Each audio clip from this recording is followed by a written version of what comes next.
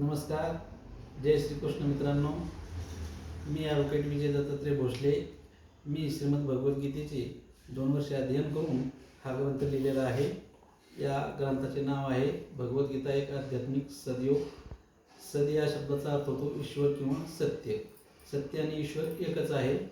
योग या शब्दाचा अर्थ होतो दर्शन. सदयोग म्हणजे ईश्वराचे दर्शन. तर हा ग्रंथ ईश्वराचे दर्शन करून देणारा हा ग्रंथ आहे. या ग्रंथामध्ये भगवद्गीतेचे शास्त्रीय विश्लेषण या ग्रंथामध्ये केलेले आहे आणि ईश्वराचा शास्त्रीय शोध किंवा विज्ञानवादी दृष्टिकोनातून ईश्वराचं अस्तित्व सिद्ध करणारा हा ग्रंथ आहे. जीवन जगत असताना समाजामध्ये अनेकांच्या देवाविषयी वेगवेगळ्या कल्पना आहे, धारणा आहे. आपण वेगवेगळ्या देवाची पूजापाती करतो, उपासना करतो. पूजापातीच्या पद्धतीही वेगवेगळ्या आहे. परंतु ईश्वर म्हणजे काय किंवा ईश्वर म्हणजे नेमकं असं कोणतं तत्व आहे, ईश्वराला आपण कसं जाणू शकतो याची कोणालाही माहिती नाही. ईश्वराला जाणून घेण्याचं शास्त्र किंवा तत्व या ग्रंथामध्ये अंतर्भूत करण्यात आलेलं आहे.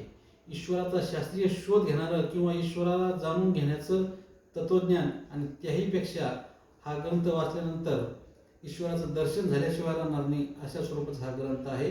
या ग्रंथामध्ये हिंदू धर्माचं मूळ तत्वज्ञान काय आहे किंवा मूळ शास्त्र काय आहे किंवा हिंदू धर्म म्हणजे काय याचं शास्त्रीय आणि विज्ञानवादी दृष्टिकोनातून विश्लेषण करण्यात आलेलं आहे आणि म्हणून हा ग्रंथ प्रत्येकाने वाचायलाच हवा. या ग्रंथाचं नाव आहे भगवद्गीता एक आध्यात्मिक सदयोग. धन्यवाद. जय श्रीकृष्ण.